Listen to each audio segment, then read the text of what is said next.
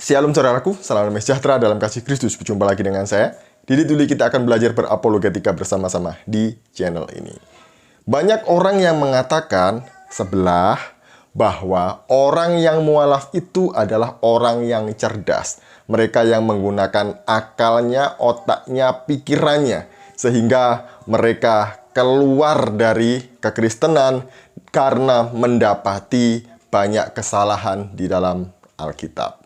Nih, ketika saya mengamati mereka ini, ternyata apa yang disampaikan bahwa mualaf itu pasti cerdas, ternyata tidak ada. Contohnya, salah satunya adalah ibu yang satu ini yang akan kita bahas ini. Ngakunya, dia ini rajin baca Alkitab. Setiap ada masalah, selalu baca Alkitab. Namun, ketika dia ngutip ayat Alkitab, salah semuanya. Yang pertama, mari kita melihat video berikut ini. Akhirnya sampai ke telinga orang tua saya bahwa saya ingin masuk Islam. Dan orang tua saya sangat menentang. Bahkan sempat waktu itu mengurung saya di kamar, saya nggak boleh keluar selama 1 bulan. Di situ saya dijijilin Alkitab. Kamu baca, kamu baca, kamu baca. Pagi, siang, sore, malam, kamu baca, kamu baca, kamu baca.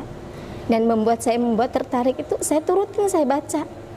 Ada satu di situ Injil Matius pasal yang ke-21 ayatnya yang ke-7 berbunyi, barang siapa yang berseru kepadaku Tuhan, Tuhan, aku tidak akan membawanya ke dalam kerajaan surga. Tapi barang siapa yang melakukan kehendak Bapakku lah yang ada di surga. Disitulah kata-kata itu membuat saya, kok saya berseru Tuhan, Tuhan, tapi dia nggak bisa membawa saya ke surga. Tuh kan, Bapak Ibu mendengar sendiri. Tadi dia mengatakan bahwa Matius pasal 21 ayat yang ke-7. Dan dia mengutip ayat yang salah, di mana ayat itu juga tidak tertulis di dalam Matius 21 ayat 7. Tapi memang tidak ada di dalam Alkitab. Jadi ibu ini memodifikasi ayat Alkitab. Mari kita buka di dalam Matius 21 ayat yang ke-7. Di sini dikatakan demikian. Mereka membawa keledai betina itu bersama anaknya, lalu mengalasinya dengan pakaian mereka, dan Yesus pun naik ke atasnya. Jadi, di dalam Matius 21 ayat yang ke-7, tidak pernah ada ayat ini. Bunyinya tadi seperti itu ya. Konteks Matius pasal 21 ini adalah Yesus dielu-elukan di Yerusalem. Ini ibu ini kan katanya cerdas, baca Alkitab, sering baca Alkitab. Lah kok salah ngutip ayat Alkitab?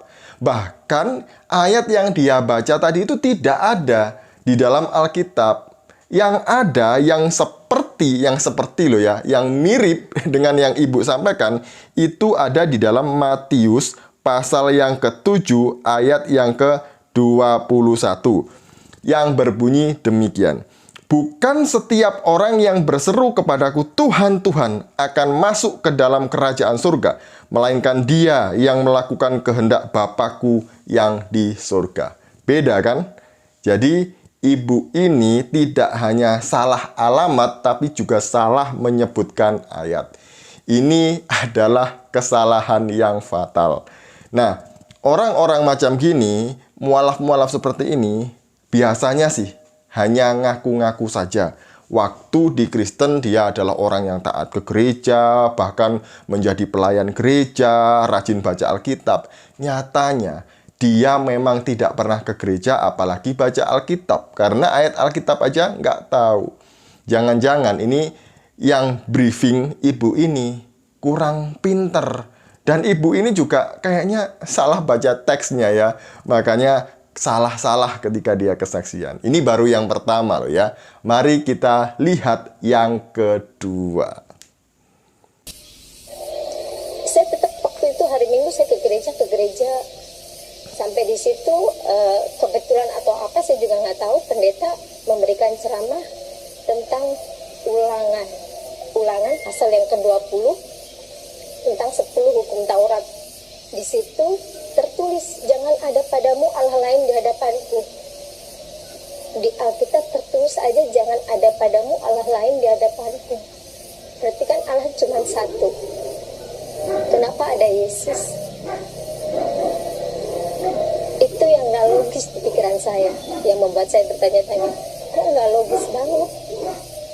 Jangan membuat bagimu patung ataupun berhala yang menyerupai apapun yang kamu sembah. Sedangkan di situ ada patung Yesus dibuat. Buat saya itu nggak logis lagi. Di Alkitab aja ditulis, jangan membuat patung. Kenapa mereka membuat patung? Itu yang membuat saya, ini agama kenapa? Nah, bagian yang kedua ini, dia mengutip ayat lagi. Dia mengatakan mengenai 10 hukum Taurat. Dan katanya alamatnya ada di dalam Ulangan 20. Apakah betul 10 firman atau 10 hukum ada di Ulangan 20? Mari kita lihat. Mari kita cek kebenarannya. Ulangan 20. Di sini mencatat mengenai hukum perang. Bapak Ibu bisa melihat di layar ya. Kita baca ayat yang pertama saja. Apabila engkau keluar berperang melawan musuhmu, dan engkau melihat kuda dan kereta, yakni tentara yang lebih banyak daripadamu, maka janganlah engkau takut kepadanya, sebab Tuhan Allahmu yang telah menuntun engkau keluar dari tanah Mesir menyertai engkau. Jadi ini mengenai aturan di dalam perang. Ulangan 20. Kalau Bapak Ibu lihat, memang tidak ada satupun ayat di sini yang mencatat mengenai apa yang disampaikan oleh ibu ini. Nah, di manakah mengenai 10 firman? Itu ada di dalam Keluaran yang ke-20. Mari kita melihatnya. Nah, di sini kan kelihatan kan? Di situ dikatakan, lalu Allah mengucapkan segala firman ini. Akulah Tuhan Allahmu yang membawa engkau keluar dari tanah Mesir, dari tempat perbudakan. Jangan ada padamu Allah lain di hadapanku. Jangan membuat bagimu patung yang menyerupai apapun yang ada di langit di atas, atau yang ada di bumi di bawah, atau yang ada di dalam air di bawah bumi. Jangan sujud menyembah kepadanya atau beribadah kepadanya. Sebab aku Tuhan Allahmu adalah Allah yang cemburu, yang membalas kesalahan bapa kepada anak-anaknya, kepada keturunan yang ketiga dan keempat dari orang-orang yang membenci aku. Nah, sekali lagi ya. Jadi tidak hanya salah mengutip ayat, tapi dia juga salah membacakan ayatnya. Jadi ibu ini memodifikasi lagi ayat ini ya. Kemudian dia menyalahpahami konteks ini. Loh, katanya jangan ada padamu Allah lain di hadapanku, jangan ada patung, jangan kamu sembah. Loh, kok ada Yesus? Berarti Yesus Allah yang kedua dong. Loh, di gereja kok ada patung? Orang Kristen nyembah patung dong. Nah, ini berarti ciri-ciri orang yang tidak pernah pergi ke gereja. Jadi, Yesus bukan Allah yang kedua atau Allah yang lain, karena Yesus adalah Sang Firman yang berasal, yang keluar dari Allah itu sendiri. Dan Sang Firman menjadi manusia disebut dengan Yesus. Jadi Yesus dan juga Bapa adalah satu, bukan dua. Gitu ya. Karena di dalam Alkitab tidak pernah mengajarkan kita orang Kristen ini menyembah Allah yang kedua atau yang ketiga. Bahkan di gereja juga tidak pernah diajarkan bahwa Allahnya orang Kristen itu ada dua atau tiga. Tidak pernah ada. Kemudian, kalau orang ini rajin ke gereja, pasti dia tahu bahwa kalaupun di gereja ada patung, itu tidak untuk disembah, melainkan hanya untuk hiasan saja. Nggak pernah orang Kristen disuruh menyembah patung, itu tidak pernah. Kalian ini mengada-ngada saja ya. Jadi salah semua apa yang disampaikan oleh ibu ini. Mari kita melihat kesalahan yang ketiga. Saya rajin baca Alkitab karena memang bapak saya itu selalu kalau ada apa-apa selalu Alkitab yang disodorin kepada anak-anaknya. Jadinya saya banyak sekali membaca Injil-Injil di Alkitab. Jadi membaca itu, ini apa sih artinya, ini apa sih. Saya juga kalau beribadah suka nanya, Pak Pendeta ini maksudnya apa ya. ini maksudnya apa ya, karena saya ingin tahu orangnya. Saya orangnya ingin tahu, kalau orang sekarang bilangnya kepo. Saya orangnya ingin tahu. Jadi di Islam pun juga gitu. Setelah saya baca Alkitab, Alkitab itu sebenarnya nggak salah. Alkitab itu emang Alkitab sebelum ada Al-Quran, itu Alkitab dulu. Alkitab itu terbagi menjadi dua, Perjanjian Lama dan Perjanjian Baru.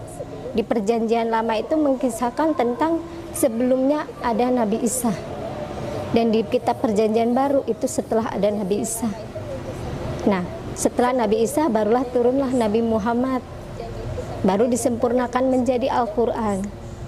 Karena selama di Alkitab tidak ada tulisannya agama Kristen. Saya baca dari awal, dari baca akhir, nggak ada agama Kristen di Alkitab. Katanya rajin baca Alkitab. Setiap ada masalah yang dibaca Alkitab. Lah kok gak tahu bahwa di dalam Alkitab itu bertaburan kata Kristen? Seharusnya kalau dia memang rajin baca Alkitab, dia tahu ada kata Kristen di dalam Alkitab. Mari kita cari di Alkitab online Sabda. Bapak Ibu tulis kata Kristen, kemudian searching.